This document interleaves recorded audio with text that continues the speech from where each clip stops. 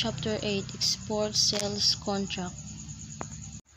Export sales contracts are central to international commercial transactions, and around it revolves a series of connected but distinct relationships including cargo insurance, transportation, and payment arrangements. Certain differences in theory or approach are often offset by the countervailing force of international usage or custom, which brings about a predictable and harmonious outcome in commercial resolution. It is pertinent to identify the motives behind the move toward harmonization of international contract law, increase in trade and other economic relations between nations, the growth of international customary law. Commercial custom and usage have often been used in the drafting and interpretation of commercial law. The adoption of international conventions and rules. There have been several attempts at unification of international contract law.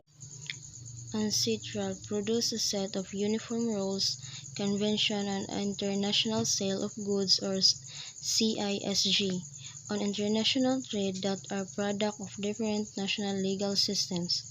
The CISG is largely identical to the provisions of the U.S. Uniform Commercial Code.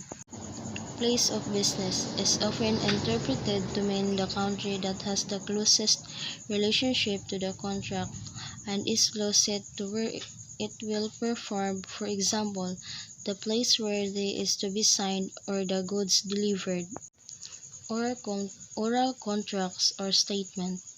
A contract need not be concluded in or evidenced in writing. Parole evidence. Prior oral statements, including witness testimony, are potentially enforceable and can be used to challenge the provisions of a written contract. Battle of the forms. A reply to a sales often which purports to be an acceptance but contains additions or modifications in a rejection of the offer and constitutes a counter-offer. Duty to inspect and proper notice. In the event that the buyer receives non-conforming goods, he or she must give timely, or within as short a period as is practicable, an effective notice of nonconformity or specify the nature of nonconformity. Right to remedy deficiencies. The CISG permits the seller to remedy the delivery of defective goods after the time of performance has expired, unless such delivery would cause the buyer unreasonable inconvenience and uncertainty. Exemptions from liability.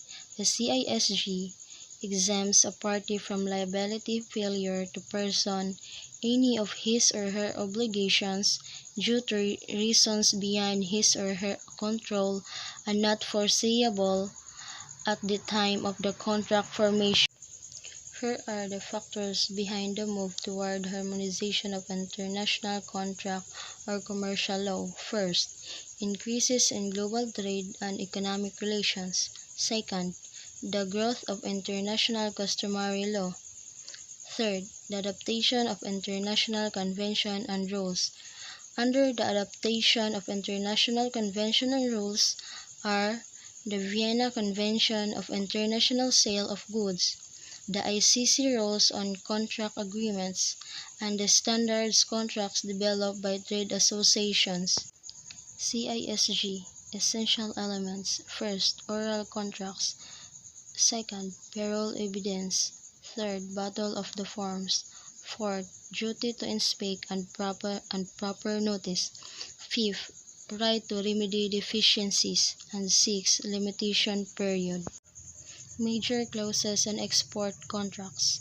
Scope of work, price and delivery terms, quality, performance and liability, taxes and duties, guarantees and bans, applicable law and dispute settlement.